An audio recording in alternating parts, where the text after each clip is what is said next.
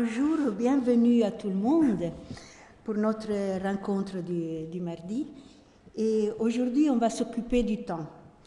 Ce temps qui préoccupe tellement les philosophes et nous dans chaque jour, et c'est une grandeur physique fondamentale. Le professeur Pierre Thoman est avec nous aujourd'hui pour nous montrer comment le temps peut être mesuré avec la plus grande précision. Le professeur Pierre Thoman a fait son doctorat en optique quantique à l'École polytechnique de Lausanne. Après un séjour aux États-Unis, où il a étudié l'interaction entre atomes et rayonnement, il s'est établi à Neuchâtel.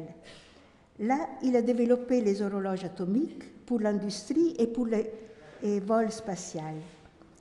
Professeur à l'Université de Neuchâtel, il continue la recherche sur le refroidissement d'atomes par laser et sur le développement d'horloges atomiques primaires. C'est un grand honneur de le recevoir aujourd'hui parmi nous et merci beaucoup d'avoir accepté notre invitation.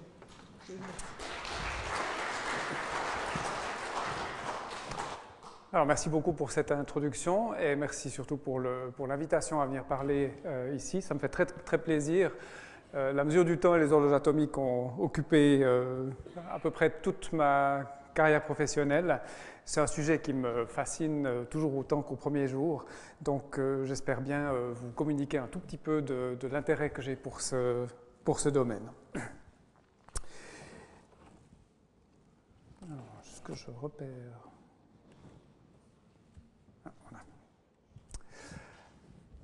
Alors, juste le résumé de ce que je vais vous présenter. Je ne vais pas m'allonger longtemps sur la définition du temps. Comme Madame m'a dit, c'est un sujet qui a préoccupé les philosophes et les physiciens pendant des millénaires maintenant. Et on n'est pas très, très, très avancé sur savoir ce que c'est le temps. Donc, je vais vraiment me concentrer sur la mesure. Donc, en fait, je vais d'abord essayer de préciser comment on mesure le temps et exactement ce qu'on mesure. Ça nous amènera à caractériser une horloge et à identifier les qualités d'une ce qu'on appelle une bonne horloge. Je dirais en quelques mots le principe d'une horloge atomique. C'est quelque chose qui est d'une part très compliqué à réaliser, mais conceptuellement assez simple. Donc je vais essayer de dégager l'idée de base derrière le fonctionnement d'une horloge atomique. Avant de vous parler au fond des performances qui sont actuellement atteintes avec ces horloges, vous verrez que ces performances défient tellement l'imagination qu'on peut se demander à quoi ça peut bien servir. Alors dans une deuxième partie, je vais essayer de vous convaincre que malgré cette performance un petit peu surréaliste, les horloges, les meilleures horloges sont effectivement répondent à un besoin et je vais vous parler de quelques-unes des applications. Alors souvent, les physiciens, quand ils commencent à parler d'un sujet, ils aiment bien définir les termes et définir les concepts et les mots qu'ils utilisent. Alors quand on parle du temps, on se trouve devant un abîme, c'est vraiment trop compliqué et trop vaste. Si vous regardez dans le Larousse, il y a au moins une cinquantaine de définitions partielles du mot temps et on n'en sort absolument pas. Chaque fois qu'on aborde le sujet, en fait, on se pose beaucoup plus de questions qu'on arrive à trouver de réponses. Donc, je vais totalement éluder cette partie-là et je vais simplement appeler à la rescousse une personne qui s'est prononcée sur le temps. C'est Alfred Einstein, donc c'est une référence derrière laquelle il est très confortable de se réfugier. Et Einstein a complètement renoncé à répondre à cette question, donc je me sens tout à fait confortable d'épouser son attitude. Donc au lieu de préciser de quoi le temps est fait, il a essayé simplement de contourner le problème en adoptant une conception purement utilitaire du mot temps.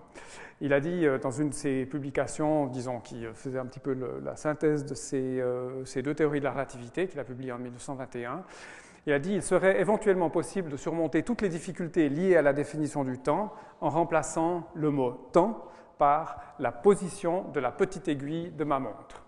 Alors, ça vole vraiment pas très haut du point de vue philosophique, c'est purement utilitaire, mais venant de la part d'une personne qui a complètement révolutionné notre conception du temps au début du siècle passé, je pense que ça mérite un tout petit peu de réflexion. Ça a l'air d'être une boutade, et puis en fait, ça permet d'avancer énormément.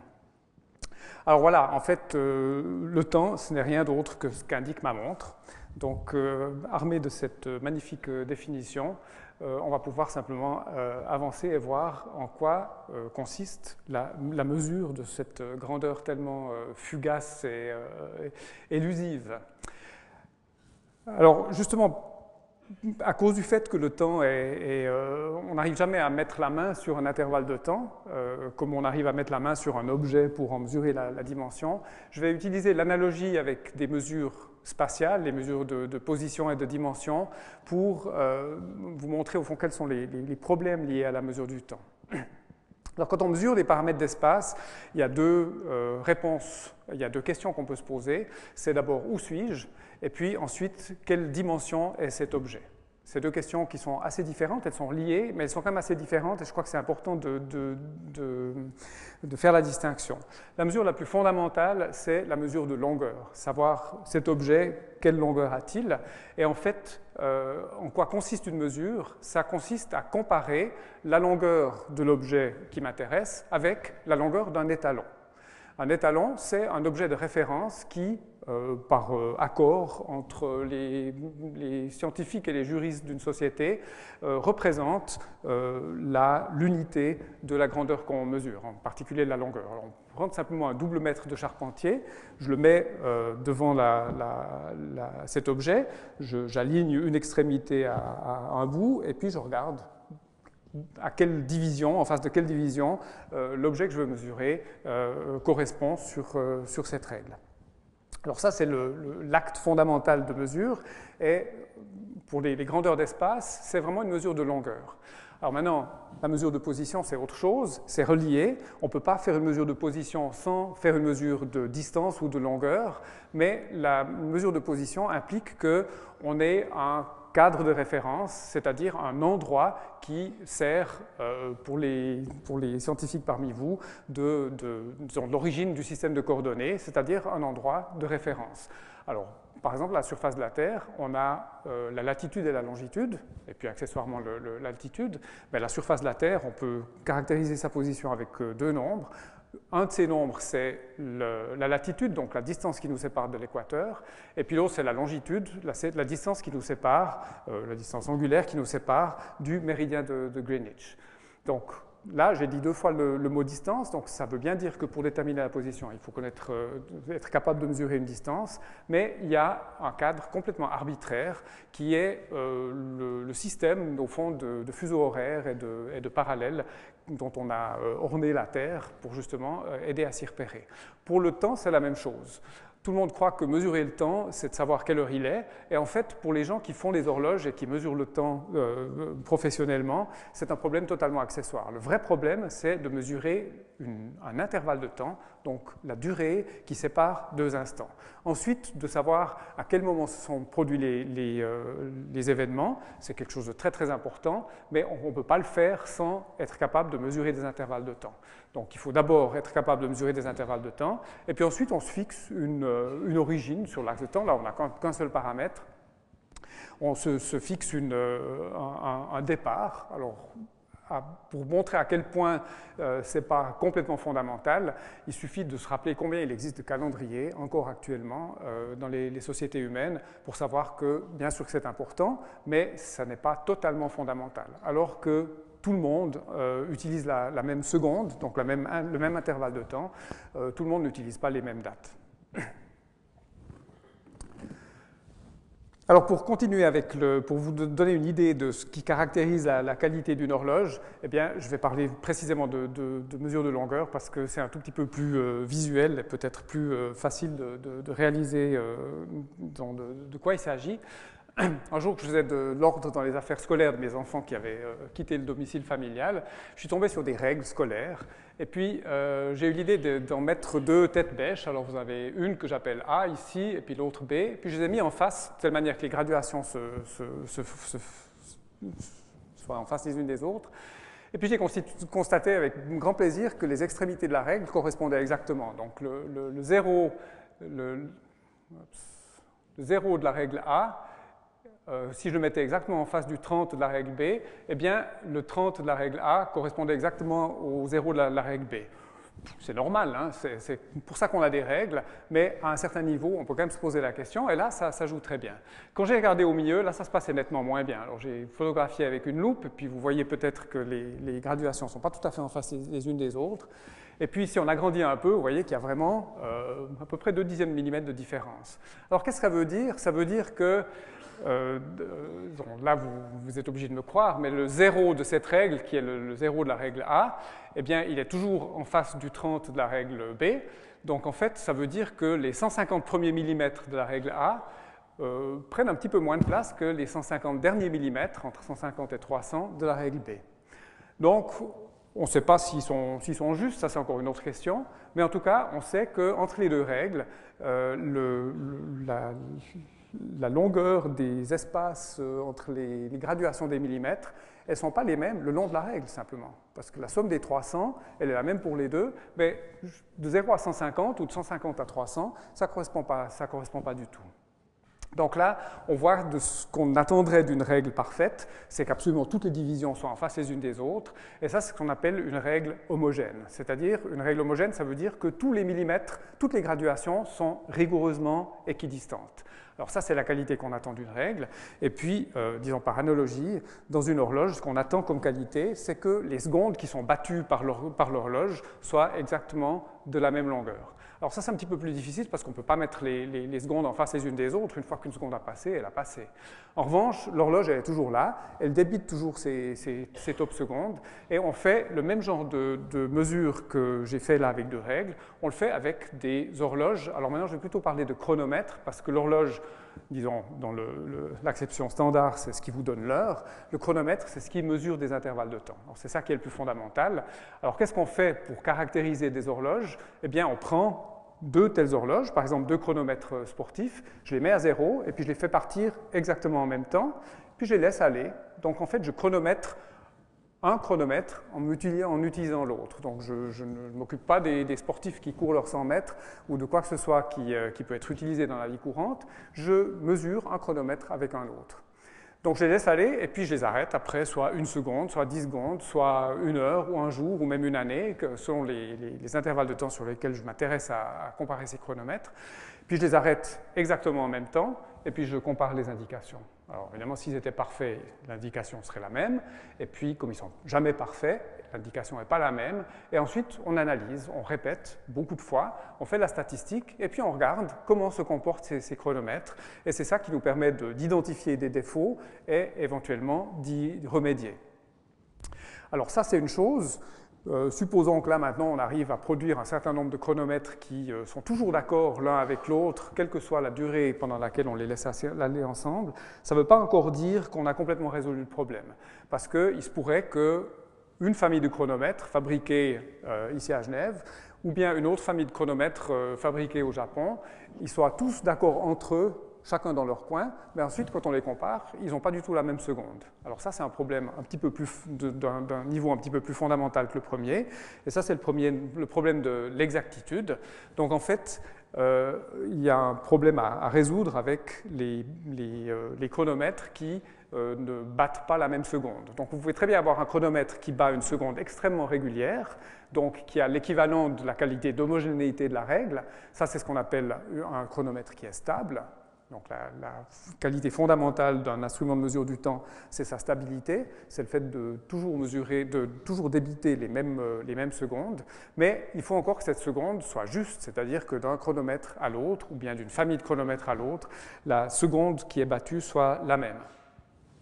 Alors la réponse à cette question, il faut une seconde de référence. Et cette seconde de référence, il n'y a rien dans la nature qui nous en fait cadeau.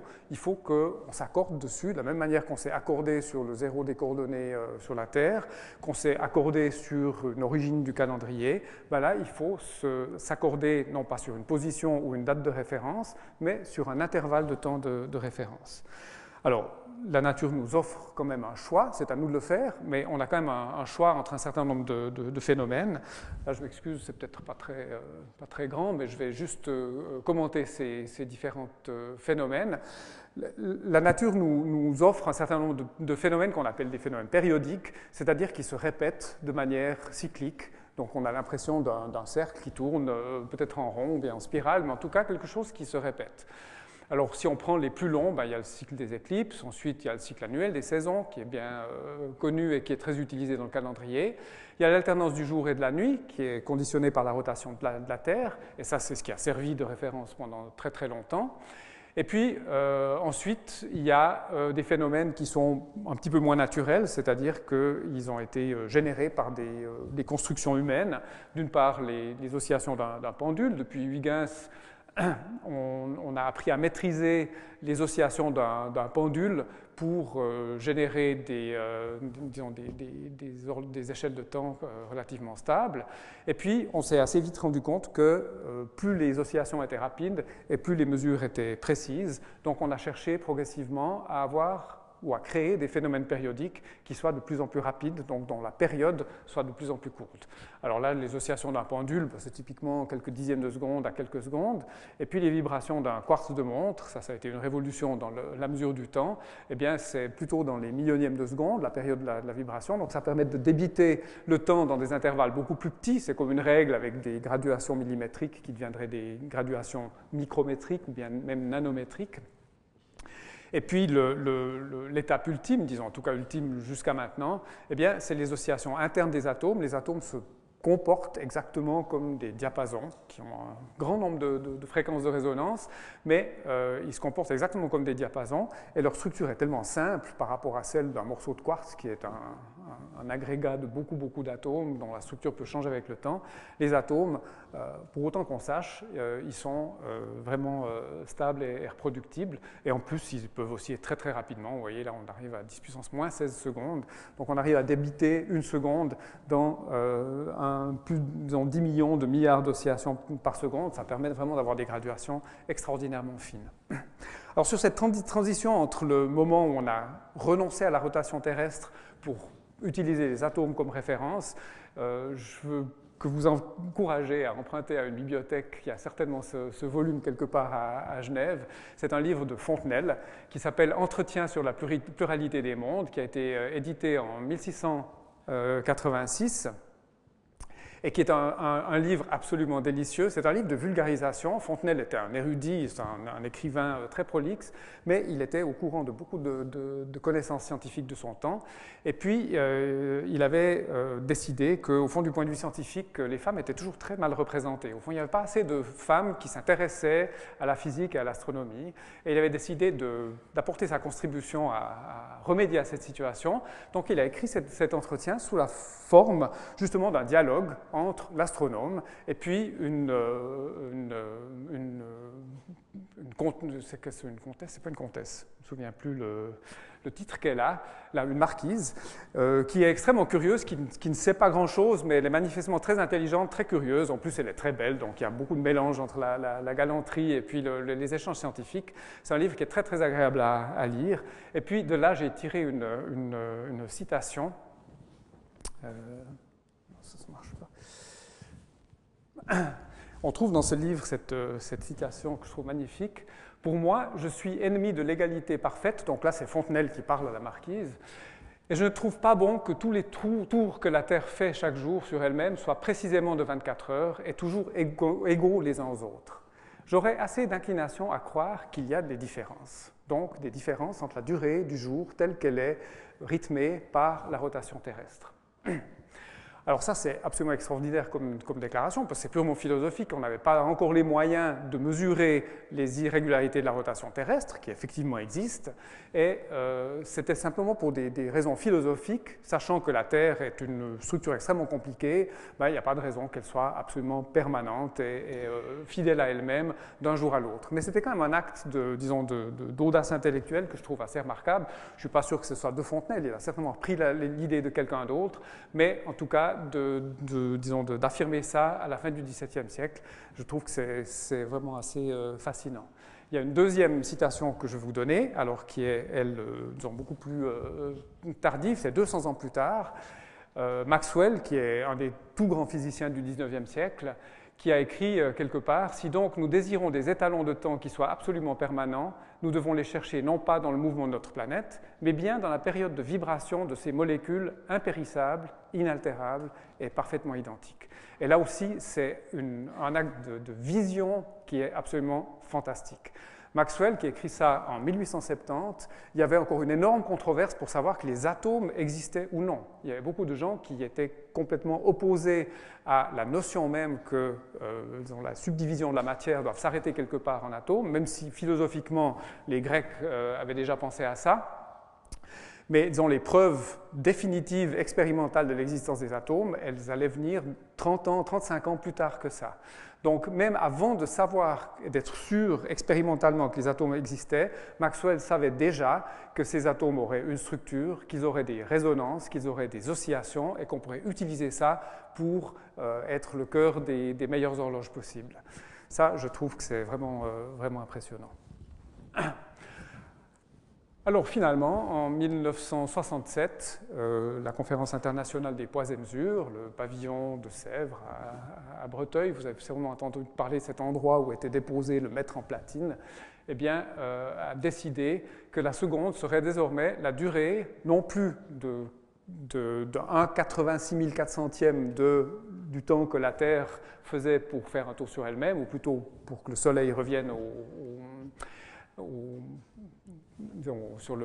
midi, au zénith de sa course journalière, que la seconde serait désormais la durée de 9 192 631 770 périodes de l'oscillation de ce petit diapason qu'est l'atome de césium. Alors maintenant, le problème, évidemment, c'est d'utiliser ce petit diapason, parce que contrairement à un pendule, disons, macroscopique, ou bien à un morceau de quartz, l'atome de césium demande, ou n'importe quel atome demande un petit peu de précaution pour le manipuler. Mais en fait, l'idée, c'est effectivement de régler un système électronique qui produit une oscillation électrique, donc mesurable, transmissible, de régler sa fréquence ou sa période sur celle des oscillations de l'atome de césium. Alors, à toutes fins utiles, on peut considérer l'atome de césium comme exactement équivalent à un pendule. Simplement une masse pendue à un fil, et puis comme un pendule de radiesthésiste, ou bien une balançoire de place de jeu. Sa fonction, c'est exactement ça. Donc en fait, la manière maintenant dont on réalise une horloge basée sur un atome, eh bien, on prend un de ces atomes, on l'excite exactement de la même manière que vous avez peut-être des petits-enfants, vous avez sûrement eu l'occasion de pousser un enfant sur une balançoire. On fait exactement ça avec l'atome de césium, on le pousse en rythme et puis on regarde ce qui se passe. Alors, si vous poussez un enfant sur une balançoire, et puis que vous fermez les yeux, puis que vous poussez à un rythme qui ne correspond pas au mouvement naturel de la balançoire, ben vous allez voir que l'enfant sera un petit peu déçu, parce que vous allez pousser des fois quand il va, des fois quand il revient, et puis le résultat ne sera vraiment pas très, très excitant pour l'enfant. Même chose, si vous balancez trop rapidement ou trop lentement, il y a juste un rythme, une cadence à laquelle le mouvement s'amplifie et puis l'enfant a du plaisir sur la balançoire. Ben, on fait exactement la même chose avec l'atome de césium, on le pousse en cadence et on observe l'atome de telle manière à détecter si l'amplitude de son oscillation est aussi grande que possible. Et là, on sait qu'on le pousse à la bonne cadence. Donc, c'est un exercice où on manipule l'atome et on l'observe en même temps. Et puis, une fois qu'on a observé l'oscillation, on analyse cette oscillation, puis on décide si tout d'un coup l'amplitude de l'oscillation diminue, c'est peut-être qu'on a été un petit peu trop rapide ou un petit peu trop lent. Et puis, on fait ce qu'on appelle, on ferme la boucle, c'est-à-dire qu'on agit sur le générateur, c'est un générateur électronique d'oscillation, on agit sur sa fréquence pour la corriger de telle manière qu'on observe toujours une oscillation avec l'amplitude maximum. Donc en fait, alors ensuite, ce générateur d'oscillation, par le fait qu'on l'a, au fond, on a comparé sa fréquence avec la fréquence à laquelle les atomes ont tendance à osciller spontanément, et puis qu'on a corrigé cette fréquence en tenant compte de l'amplitude de l'oscillation et puis en essayant de l'optimiser, de la maximiser, on a fait exactement ce que fait un adulte qui pousse un enfant sur la balançoire. C'est très difficile de pousser un enfant sur une balançoire en ayant les yeux fermés, donc il faut regarder le mouvement et puis toujours pousser au moment où l'enfant s'éloigne de vous. C'est comme ça que le mouvement s'amplifie. Bien, dans une horloge atomique, on fait exactement la même chose, simplement que notre enfant sur la balançoire, c'est un atome de césium. Alors, une fois qu'on a boucler cette boucle, on appelle ça une boucle d'asservissement, parce que le générateur est calé, il est obligé d'osciller exactement la fréquence où les atomes oscillent spontanément. Eh bien, on recueille cette oscillation, et puis on a ce qu'on appelle un étalon de fréquence. Donc, c'est quelque chose qui nous génère une fréquence qui est vraiment une copie conforme de la fréquence de l'atome. Ensuite, alors, ça, c'est une question purement pratique, mais disons, nous, en tant que fabricants d'horloges atomiques, c'est là qu'on s'arrête. Ensuite, si on veut vraiment utiliser ça pour chronométrer quelque chose ou bien déterminer l'heure exacte, eh bien, on a un dispositif qui compte les oscillations. Puis chaque fois qu'on en a compté ce nombre de 9 milliards, 102 millions, etc., eh bien, on déclare une seconde s'est écoulée, et puis l'affichage ou l'aiguille avance d'une division, et puis on a ce qu'on appelle une horloge plutôt qu'un étalon de fréquence. Voilà, alors comment ça se présente en pratique? Alors ces atomes, ils sont très délicats, ils sont très sensibles, il ne faut pas les laisser toucher quoi que ce soit, donc il faut qu'ils soient dans le vide, et puis on essaie de les observer le plus longtemps possible pour compter le plus d'oscillations possible. Donc en fait, il y a un certain nombre de problèmes purement d'ingénierie, et puis finalement le cœur de l'horloge, je ne vous parle pas de tous les équipements annexes, ben, c'est une construction qui a à peu près 2 mètres de haut, donc c'est quelque chose d'assez considérable qui remplit tout un laboratoire de physique. Donc je ne vais pas insister beaucoup, mais en tout cas, si vous entrez dans un laboratoire où il y a une horloge atomique, la seule chose qui manque totalement, c'est l'affichage de l'heure. Ça ne nous intéresse absolument pas. On s'intéresse juste à avoir un signal qui oscille à la bonne fréquence, qui est une copie conforme et fidèle de la fréquence de l'atome de césium. Alors pour les performances, eh bien, comme je vous ai dit tout à l'heure, on compare souvent les horloges en les laissant aller pendant 1 seconde ou 10 secondes, etc. Donc en fait, il y a certaines horloges qui sont très très bonnes pour mesurer des intervalles de temps courts de quelques secondes, et puis qui sont très très mauvaises pour mesurer des intervalles de temps très longs. Et puis conversement, il y a des types d'horloges qui sont excellentes pour mesurer des très très longs intervalles de temps, et puis qui fluctuent de manière inadmissible sur des intervalles de temps de cours. Simplement, ces fluctuations, elles ont tendance à se moyenner, à disparaître quand on attend assez longtemps. Donc il y a beaucoup de types d'horloges différents, et j'ai choisi ici pour ce graphique de comparer les horloges sur la durée d'un jour. Donc considérer ces horloges comme des chronomètres, les faire partir à un certain moment, attendre un jour et voir comment l'indication après 24 heures se compare. Alors, ici, horizontalement, il y a la date, on part du haut Moyen-Âge et puis on arrive dans les années 2000. Alors ça, c'est une échelle historique. Et puis ici, chaque division, chaque échelle, disons, d'une division qui monte ici, indique une amélioration d'un facteur de 10. Donc une horloge qui se trouve indiquée par un point ici, si elle se trouve à une division au-dessus de celle-là, elle est 10 fois meilleure. Donc quand on en compare deux, en moyenne, les différences d'affichage au bout d'une journée sont 10 fois plus petites. Alors, très rapidement, on ne va pas refaire toute l'histoire de la mesure du temps, mais il y a un point qui est vraiment très crucial, disons, du point de vue de la technologie humaine, c'est le début du XXe siècle, oui, dans les années 1920, où on a effectivement mis en évidence les irrégularités de la rotation de la Terre avec des horloges mécaniques. Ça a été vraiment un point psychologiquement important. Donc la rotation de la Terre, elle se place là, et puis ça correspond à des variations journalières d'une période de 24 heures qui sont à peu près du millième de seconde. La Terre prend un temps pour faire un tour sur elle-même qui varie d'un jour à l'autre d'à peu près 1 millième de seconde de manière partiellement prévisible et partiellement imprévisible.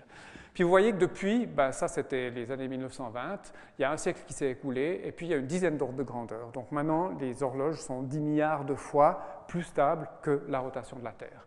Alors, la tendance, vous voyez cette flèche, elle n'a pas du tout tendance à saturer ou à s'atténuer, c'est plutôt le contraire. En fait, les progrès ont tendance à s'accélérer. Et actuellement, il n'y a pas de limite, disons, prévisible sur la précision des horloges. Alors, juste pour vous dire maintenant, les meilleures horloges, qu'on appelle des horloges optiques ici, il faudrait attendre à peu près 10 milliards d'années pour que, si elles avaient été synchronisées aujourd'hui, elles indiquent statistiquement une heure qui diffère de 1 seconde. Donc 1 seconde en 10 milliards d'années. Ça, c'est disons, évidemment extrapolé, hein, la durée de vie de ces horloges n'est pas aussi grande que ça, mais disons, on peut mesurer ça sur des intervalles beaucoup plus grands, mais c'est cette proportion-là qui est de l'ordre de 10 puissance moins 16 en valeur relative. Alors évidemment, la question, c'est qu'est-ce qu'on fait avec des horloges de ce type-là. Je vais juste regarder que le 18, non, ça va. La question, c'est à quoi peut bien servir, disons, de mesurer déjà la rotation de la Terre, 1 millième de seconde d'un jour à l'autre. C'est bien suffisant pour à peu près toutes les applications dans la vie courante. Hein. Si vous voulez être sûr de ne pas manquer votre train ou d'être à l'heure à un rendez-vous, vous avez besoin d'en fait moins bien que ça. Et c'est vraiment du luxe d'avoir une horloge qui vous indique le millième de seconde de précision. Alors qu'est-ce qu'on fait avec des horloges qui sont bien meilleures? Alors, il y a une première application, c'est quand même ce problème que je vous ai qualifié d'un petit peu secondaire, mais ça c'est d'un point de vue extrêmement personnel, mais disons du point de vue pratique et sociétal, c'est clair que c'est utile d'avoir un temps commun. Donc les horloges atomiques, c'est ces horloges qui sont utilisées depuis 1967 en remplacement des observations astronomiques qui nous témoignaient au fond de la rotation de la Terre. Ces horloges atomiques, elles sont utilisées pour ce qu'on appelle fabriquer une échelle de temps, c'est-à-dire donner l'heure au niveau international. Donc, quand vous entendez la définition GMT, GMT c'était Greenwich Mean Time, c'est une désignation un petit peu historique qui n'a plus cours qu'en Angleterre. Elle a été remplacée par la dénomination UTC, qui est le temps universel coordonné, et ce temps, il est effectivement produit à partir d'horloges atomiques. Alors c'est toute une structure pyramidale avec une hiérarchie, avec beaucoup d'horloges qui contribuent. Il y a à peu près 250 horloges atomiques dans le monde qui disposent, entretiennent, maintiennent et surveillent des horloges. Ces horloges sont toutes comparées les unes avec les autres en permanence. Et en fait, tous les résultats de ces comparaisons sont centralisé précisément près de Paris, à Sèvres, au Bureau international des poids et mesures, où il y a essentiellement des mathématiciens qui analysent tous ces résultats et qui déterminent la meilleure moyenne possible de toutes ces horloges qui sont, malgré qu'elles sont excellentes, elles ne sont toujours pas d'accord les unes avec les autres, elles fluctuent, certaines de temps en temps tombent en panne, donc il faut les remplacer, etc. Donc en fait, on surveille ces horloges et puis on détermine ce qu'on appelle un temps disons, atomique moyen, qui s'appelle le temps atomique international, TAI. Et en fait, ce temps, c'est ça qui est un petit peu paradoxal, il est connu seulement en retard, parce qu'il faut faire toutes les comparaisons. Donc en fait, aujourd'hui, je vais comparer les horloges qui sont dans mon laboratoire avec les horloges de mes collègues quelque part dans beaucoup d'autres pays. Je crois qu'il y a une quarantaine de pays qui disposent de ces 250 horloges. Donc aussi la répartition géographique ils ont garanti une certaine fiabilité, une certaine sécurité du système. Et puis, tous ces calculs, ça prend un certain temps. Donc, en fait, dans tous les laboratoires nationaux de métrologie, ils ne savent quelle était l'heure le 12 avril, ils le sauront seulement autour du 15 mai. Donc, ça prend 30 jours pour déterminer où était l'horloge numéro 1, 2, 3 d'un laboratoire par rapport à ce qui a été défini comme étant UTC, le temps atomique international. Donc ça fait un petit peu bizarre de se rendre compte qu'on ne sait quelle heure il était qu'avec 30 jours de retard.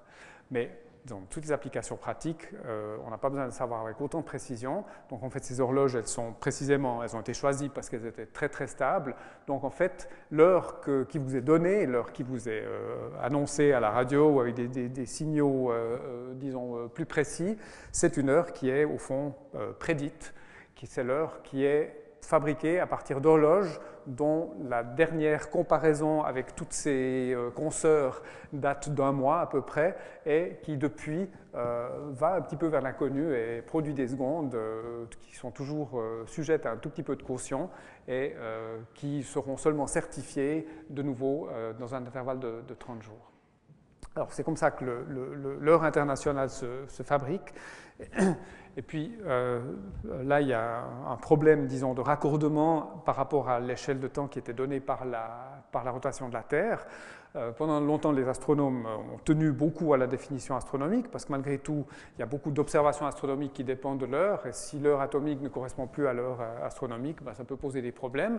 Il y avait aussi beaucoup de gens qui naviguaient aux étoiles, et là, la mesure du temps est extrêmement importante pour déterminer la longitude, donc c'était aussi important de connaître ces différences. Là, j'ai un diagramme qui indique depuis 1970 jusqu'à 2010, ici, la différence entre le temps tel qu'il est indiqué par la moyenne de ces 250 horloges, et puis le temps tel qu'il était indiqué par la rotation de la Terre. Alors, il se trouve que la seconde telle qu'elle a été définie, je vous ai montré cette définition basée sur l'atome de césium, cette seconde-là, elle est un tout petit peu plus courte que la seconde telle qu'elle était déterminée par la rotation de la Terre. Ça veut dire que la rotation, le temps déterminé par la Terre, il prend toujours un petit peu de retard. Alors, qu'est-ce qu'on fait? Cet écart, il est indiqué par la ligne rouge que vous devinez peut-être ici, qui est d'ailleurs pas régulière. Donc, vous voyez que la rotation de la Terre, le fait que cette courbe descende ici, depuis le début où on a procédé de cette manière, c'était dans les début des années 70, on voit qu'à peu près chaque année, il a fallu gaspiller une seconde de temps atomique pour rester synchrone avec le temps donné par la rotation de la Terre. Donc en fait, le temps, disons, temps atomique international, lui, normalement, il devrait indiquer c'est la référence, donc ça correspondrait à une droite horizontale. Ça correspond à chaque avance du temps ici sur chacune de ces marches d'escalier. Et puis chaque marche d'escalier, donc chaque descente ici, indique que le 1er janvier, entre 1h et 2h du matin, quand tout le monde fait la fête, eh bien, il y a une seconde qui a été rajoutée à l'échelle de temps. Donc il est, par exemple, 1h 59 minutes 59 secondes, ensuite 1h 59 minutes 60 secondes, et une seconde plus tard, il sera 2h du matin. Ça, c'est ce qu'on appelle la seconde intercalaire, qui est rajoutée de temps en temps, de telle manière que l'écart entre l'ancienne échelle de temps, qui est donnée par la rotation de la Terre, et la nouvelle, qui est donnée par les horloges atomiques, soit toujours inférieur à une seconde. C'est ça la règle. Donc en fait, les petits escaliers ici montrent comment, avec les horloges atomiques, on continue de respecter essentiellement le temps dû à la rotation de la Terre. Ça, c'est simplement pour satisfaire les besoins des navigateurs. Et vous voyez la ligne rouge qui est aussi là-dedans, et la distance entre les deux ne dépasse jamais une seconde. Alors vous voyez que la Terre, ici, elle ralentissait beaucoup, ici elle a un petit peu accéléré, là elle a de nouveau ralenti.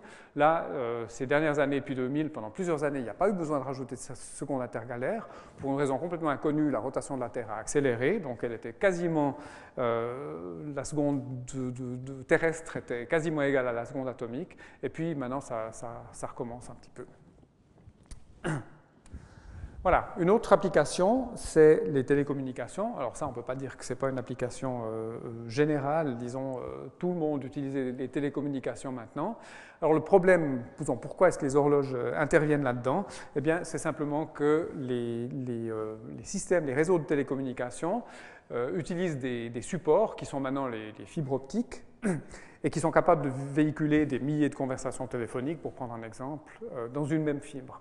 Alors le principe, c'est qu'on débite chacune des conversations téléphoniques en tranches de salami, qui sont de durée extrêmement courte, et puis entre chacune de ces tranches, on peut insérer les tranches de salami qui correspondent à une conversation, une autre conversation. Puis on fait ça pour des centaines ou des milliers de conversations. Donc en fait, une espèce de gare de triage à l'entrée ici, où on injecte les conversations qui viennent d'un grand nombre de postes de téléphone. Ces conversations ici, elles se propagent dans la fibre. Donc c'est comme un train dont un wagon sur 1000 correspond à une conversation, ensuite le deuxième à une autre, etc.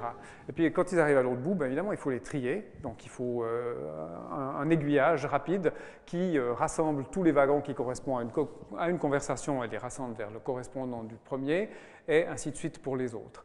Et là, ça se fait à un rythme extrêmement rapide, et si on ne dispose pas aux deux extrémités de la fibre optique d'horloges qui sont parfaitement synchrones, eh bien ça va être le chaos total. Ça veut dire que en fait, ça va commencer à se décaler, et puis vous allez pendant un moment parler avec votre correspondant, puis tout d'un coup vous serez en correspondance avec un autre correspondant. Ou bien il y aura des données qui se perdent. Alors ça, c'est ce que vous avez peut-être réalisé si vous faites un téléphone avec un parent éloigné en Inde ou bien en Amérique du Sud. Dans les pays qui n'ont pas encore des systèmes de télécommunication dotés d'horloges suffisamment performantes, bien, vous avez des espèces de coupures dans la conversation, tout d'un coup vous n'entendez plus rien. Ben, ça, c'est le moment où il y a des données qui sont perdues, précisément à cause du fait que les horloges n'ont pas la qualité suffisante pour assurer le débit de communication. Donc, vous savez que les télécommunications, le débit de données augmente de manière exponentielle. Et bien là, les besoins sur les horloges vont continuer d'augmenter, même si ce n'est pas l'application qui est la plus exigeante. Une troisième application dont j'aimerais vous parler, c'est la navigation et puis le positionnement par satellite. Alors ça, c'est une application qui est vraiment très, très exigeante. Vous avez sûrement entendu parler du système GPS, du système Galileo qui est en train de se mettre en place au niveau européen. C'est ces systèmes satellitaires où il y a entre 20 et 30 satellites qui orbitent autour de la Terre, qui sont au fond répartis sur la voûte céleste de telle manière que depuis n'importe quel point de la Terre, on en est toujours au moins 4 ou 5 au-dessus de l'horizon. Et puis, ces satellites vous permettent de vous localiser par un système de triangulation qui est complètement basé sur des mesures d'intervalle de temps. Chacun de ces satellites, là j'ai représenté, il y a la Terre, 3 des 20 ou 30 satellites qui orbitent autour de la Terre, et puis un point ici, quelque part, par exemple au Mali, où j'ai un récepteur GPS, et puis j'aimerais savoir où je suis. Alors en fait, je reçois des signaux qui viennent de plusieurs de ces satellites, il en faut au moins 3. Et puis, mon récepteur satellite, il va regarder à quel moment apparaissent des signaux émis par le satellite. Alors, ce n'est pas exactement comme ça que ça se passe, mais on peut se représenter les choses de cette manière. On peut dire que chacun des satellites émet des signaux radio qui sont comme des tops secondes. Et puis, le récepteur ici, il regarde dans quel ordre arrivent ces tops secondes. Et s'il se déplace de telle manière à s'éloigner, par exemple, du satellite 2 et puis de se rapprocher du satellite 1, ben, il verra que les tops secondes qui viennent du satellite 2, ben, ils vont venir un tout petit peu plus tard. Et puis, au contraire, ceux qui viennent du satellite 1, ils vont venir un tout petit peu plus tôt, simplement parce que la distance entre le satellite et puis le récepteur ont changé.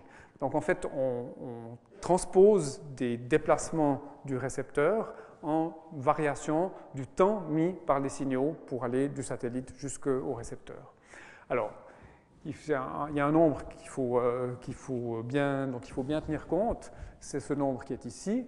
Les signaux se propagent à la vitesse de la lumière, 300 000 km par seconde, ou 30 cm par nanoseconde. Une nanoseconde, c'est un milliardième de seconde.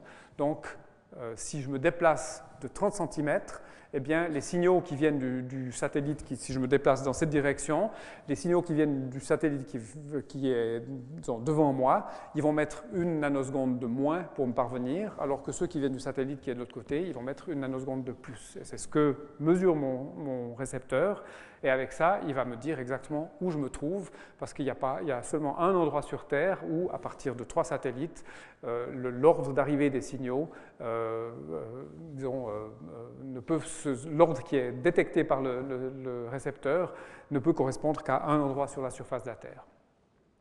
Alors ça veut dire que, évidemment, alors maintenant, ces signaux ils sont générés à partir d'horloges, parce qu'ils doivent être extrêmement stables, réguliers dans le temps, et puis surtout, ils doivent être parfaitement synchronisés, parce que si tout d'un coup, une horloge d'un satellite 2 retardait, ces impulsions viendraient plus tard, et c'est comme, en fait, ça serait interprété comme si tout d'un coup je me trouvais plus loin du satellite 2, donc en fait, ça induirait au fond une erreur sur la détermination de la position. Donc en fait, une erreur de temps, ça se traduit par une erreur de position, et il faut que tous ces satellites ici, et les horloges qui sont à bord de ces satellites, soient synchronisés au niveau précisément du milliardième de seconde, si on veut être sûr que les erreurs dues aux horloges, parce qu'il y a des erreurs dues à d'autres phénomènes, les erreurs dues aux horloges ne dépassent pas les 30 cm. Alors effectivement, le système Galileo qui va se déployer à partir de l'année prochaine, eh bien la spécification, le but, c'est de pouvoir positionner un récepteur à 1 mètre près. Donc vous voyez que les 30 cm, on n'est pas très loin. Alors là, un tout petit peu de cocorico pour la Suisse. Les horloges qui vont être à bord des satellites de Galileo, qui vont être lancés à partir de 2012, c'est des horloges qui ont été développées en Suisse, plus précisément à Neuchâtel, à l'Observatoire de Neuchâtel, entre les années 90 et 2000. Il y a 2 types d'horloges différents. Vous les voyez ici, je n'ai pas mis de règles, mais ça correspond à un cube de 1 litre, donc c'est à peu près 10 cm de côté. Et puis ça, c'est un petit peu plus grand, c'est à peu près 50 cm de long. Donc vous voyez que c'est des éléments, ne sont pas minuscules, mais c'est quand même assez compact. Il y a eu un énorme effort pour miniaturiser, parce que chaque kilo qu'on envoie en orbite coûte extrêmement cher. Et des horloges de ces 2 types sont déjà en orbite. Celle-là, dans 2 satellites, un qui a été lancé en 2005, JOVE-A, un autre qui a été lancé en 2007, JOVE-B, et puis ce deuxième type qui est nettement plus performant que le premier, il existe seulement dans le satellite JOVE-B, et ça actuellement, donc c'est une horloge qui a été fabriquée à Neuchâtel et qui est actuellement la meilleure horloge atomique dans l'espace. Donc elle dépasse en performance toutes les horloges des satellites GPS du système américain. Voilà, alors on travaille aussi, donc ça vous donne une idée de à quoi ça ressemble. Alors en particulier, il n'y a pas de cadran, pas d'affichage, tout est dans des signaux électroniques, mais ce sont des horloges qui sont extrêmement stables et qui restent synchrones, disons malgré les conditions assez dures de l'espace, qui restent synchrones au niveau du milliardième de seconde pendant le temps pendant lequel on est obligé de les laisser tourner autour de la Terre, et puis on peut les remettre à l'heure en les comparant avec le sol que périodiquement, essentiellement une fois par jour. Donc il faut qu'elles soient suffisamment stables pour ne pas dévier les unes par rapport aux autres de plus qu'un milliardième de seconde. Là, c'est une horloge sur laquelle on travaille qui ressemble à celle-là, qui est une amélioration au fond de cette horloge. Donc actuellement, ces 2 types d'horloges, elles sont fabriquées industriellement. C'est une industrie qui se trouve à Neuchâtel qui va produire 4 horloges pour chacun des 30 satellites, donc 120 horloges qui vont être produites pour toute la constellation des satellites Galileo. Ces satellites, ils ont une durée de vie prévue d'une 12aine d'années. Donc en fait, en 2025 à peu près, il faudra relancer des satellites avec des horloges toutes fraîches. Et c'est sur cette nouvelle 2e génération d'horloges qu'on travaille actuellement dans les laboratoires en Suisse, puis aussi dans d'autres pays, en Italie, en Allemagne, en France. Plusieurs laboratoires s'intéressent à développer des horloges encore plus performantes pour améliorer les performances de tout le système. Alors, les applications du système GPS ou Galileo, elles sont immenses, on n'arrête pas d'en trouver des nouvelles. En particulier, la sécurité du trafic aérien, ça c'est la grosse application qui est prévue pour le système Galileo, qui n'est pas possible vraiment avec le système GPS, parce que le système GPS américain, c'est un système militaire sur lequel on n'a aucune garantie de fonctionnement. Si pour des raisons stratégiques, les Américains décidaient de l'arrêter, ils pourraient le faire. Ça serait eux qui seraient les plus embêtés, parce qu'en fait, les applications civiles font 95% des applications, donc en fait, on ne peut pas arrêter, mais on ne peut pas non plus légalement compter sur la disponibilité du système, alors que pour le système Galileo, qui est un système vraiment de philosophie civile, eh bien cette garantie de fonctionnement, elle sera assurée.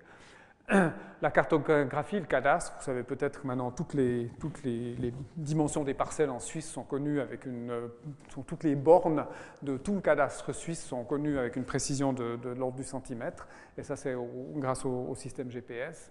La gestion du trafic, on parle toujours de trafic automatisé où les voitures pourraient être quasiment pilotées. Je suis en train d'abuser de mon temps, juste encore 3 minutes.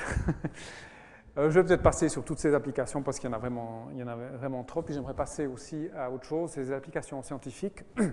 Alors là, on revient sur la prédiction de Maxwell qui disait que tous les atomes étaient complètement disons, inaltérables et identiques. Et effectivement, ça, c'est une prédiction qui n'a jamais été démentie. Disons, on a toujours l'impression que tous les atomes de césium sont totalement identiques. Mais, et puis aussi, disons, la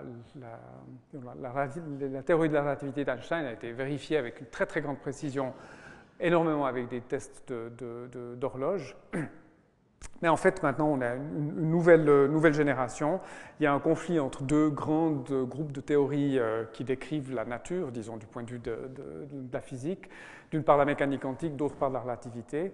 Et puis, malheureusement, ces deux théories, elles n'ont pas les mêmes fondements, elles sont incompatibles. Donc, l'une et l'autre ont des succès impressionnants dans leur capacité de prédire des phénomènes avec une immense précision, mais la relativité, c'est au niveau cosmologique, au niveau de la gravité et de l'espace, disons, intersidéral, alors que la mécanique quantique, c'est plutôt dans le monde de l'infiniment petit qu'elle a ses plus grands succès.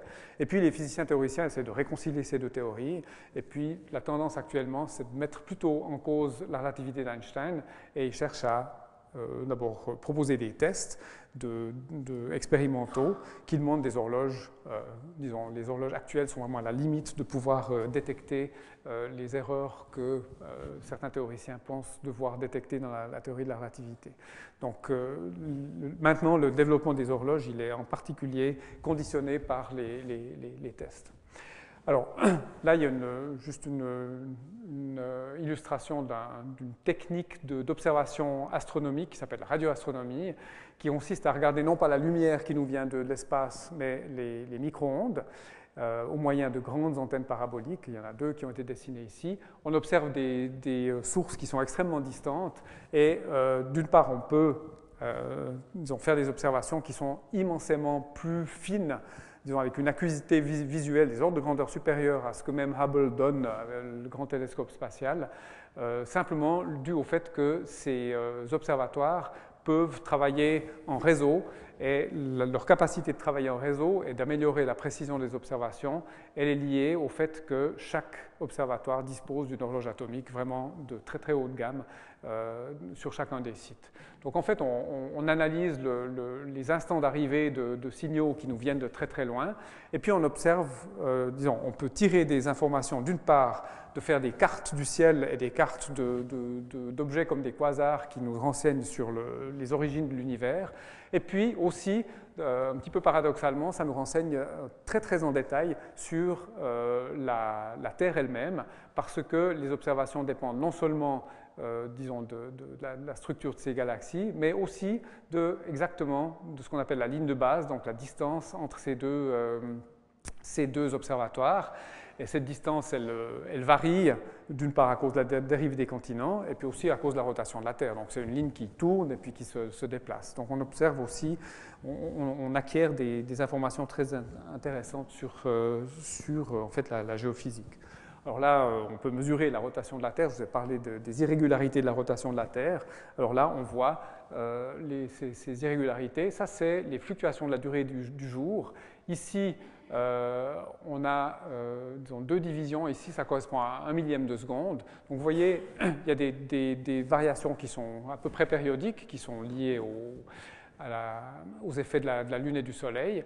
Et puis, il y a des effets qui sont un peu erratiques et imprévisibles à plus large échelle, qui nous renseignent d'une part sur la météorologie, sur la constitution de l'atmosphère, ces variations, et puis aussi sur les mouvements à l'intérieur de la croûte terrestre. Là, on a une ligne de base entre un observatoire qui se trouve en Allemagne et puis un qui se trouve en Virginie occidentale, aux États-Unis. Et puis, ces observations permettent de mesurer la distance ici entre ces deux antennes. Alors, vous voyez le chiffre ici, la distance, c'est 5998 km, 326 mètres, 450 mm. Et ça, c'est ce point-là. Et puis, on voit que la distance entre ces observatoires, elle augmente d'à peu près 20 mm par an. Donc, millimètre par millimètre, on voit la dérive des continents. On voit le continent, disons, la plaque sur laquelle se trouve l'Europe occidentale et la plaque nord-américaine s'éloigner l'une de l'autre. Et on voit vraiment en temps réel, avec les petites fluctuations, on voit ces deux plaques s'éloigner l'une de l'autre. Alors ça, c'est évidemment, c'est rigolo, si on veut dire, c'est pas extrêmement fondamental, mais beaucoup de géophysiciens espèrent, en multipliant ces observations, avoir une meilleure idée disons, des collisions entre plaques continentales et puis, on l'a vu avec le désastre au Japon, avoir peut-être une fois une manière de prédire des gros séismes et des grosses catastrophes. Et puis une dernière image qui nous revient, disons, sur les horloges qu'on fabrique en Suisse. Il y a ici une expérience qui va être embarquée sur la station internationale, dont on voit une représentation ici, qui va être en orbite basse autour de la Terre, et puis à bord de laquelle il y aura deux horloges, une horloge de fabrication française et puis une horloge neuchâteloise aussi, qui formeront une espèce de tandem, qui formeront à peu près la meilleure horloge qu'on est capable de mettre dans l'espace actuellement, et puis qui vont servir à, d'une part, produire une base de temps qui sera universellement accessible, parce que cette station, elle survole n'importe quel point de la Terre au moins 1 à 2 fois par jour. Donc là, c'est un moyen vraiment assez élégant de distribuer l'heure. Mais en plus de ça, elle servira à faire des tests de physique fondamentale, et en particulier la relativité. Et cette expérience va être lancée aussi dans à peu près 2 ans. Voilà, alors je m'arrête avec un petit peu de retard. Je vous remercie de votre attention et je me réjouis de vos questions.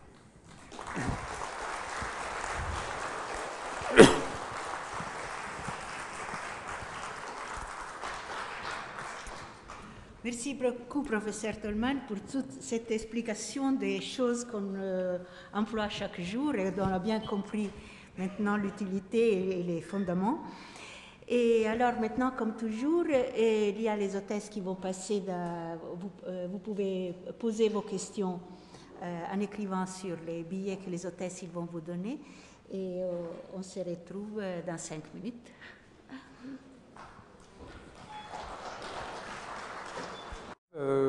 Communiquer 4 questions pour lesquelles je vous remercie. Alors je les prends juste dans l'ordre dans lesquels je les lis. La première dit, si l'Europe s'éloigne des États-Unis, ça signifie que le monde ou la Terre s'élargit. Alors non, c'est deux phénomènes qui sont complètement différents. Disons, on parle, je pense que la personne qui a écrit cette question faisait référence à l'expansion de l'univers. C'est un phénomène complètement différent, disons, qui est vraiment à l'échelle, à la très très grande échelle de l'univers.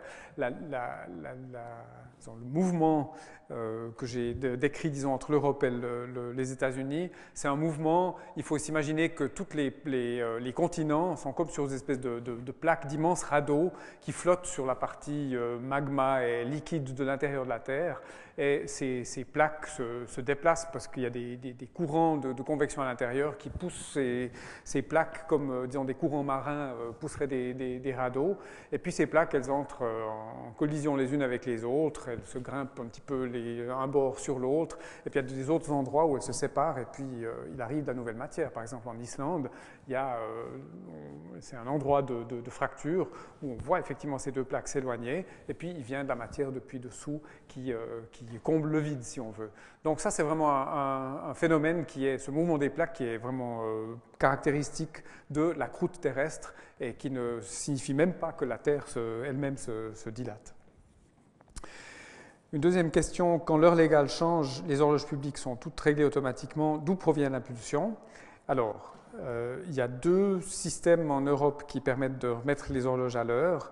Le premier qui a été mis en service, c'est un émetteur qui se trouve en Allemagne, dans la région de Francfort, et qui arrose toute l'Europe du Nord. Et je pense 99% des horloges radiosynchronisées que vous pouvez acheter, disons, dans le commerce, dépendent d'un signal qui est émis de la région de Francfort et qui est sous contrôle de l'Institut national allemand de métrologie qui lui se trouve à Braunschweig, dans la région de Hanovre. Donc ces signaux, ils viennent d'un émetteur à 75 ou 73 kHz qui se trouve dans la région de Francfort. Il y avait un autre système qui existe toujours, mais qui est en voie de disparition, qui est suisse. Lui, il y a un émetteur qui se trouve à Prangin, On le voit depuis l'autoroute et puis depuis le train Genève-Lausanne.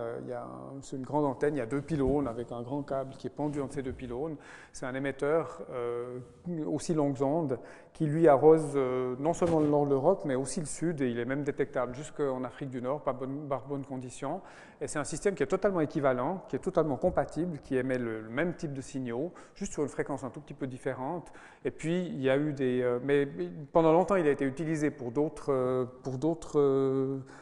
applications, donc il ne s'est pas généralisé aussi bien que le système allemand. Donc on peut trouver des horloges qui sont réglées sur l'émetteur suisse, mais ce n'est pas un bon plan actuellement, parce que cet émetteur va être arrêté, je crois, à la fin de l'année prochaine.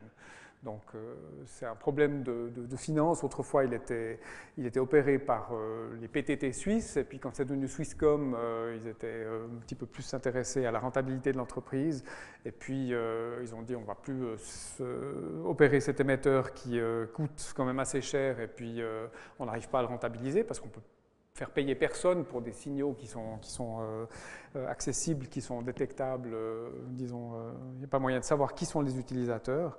Donc, en fait, cet émetteur, il va s'arrêter.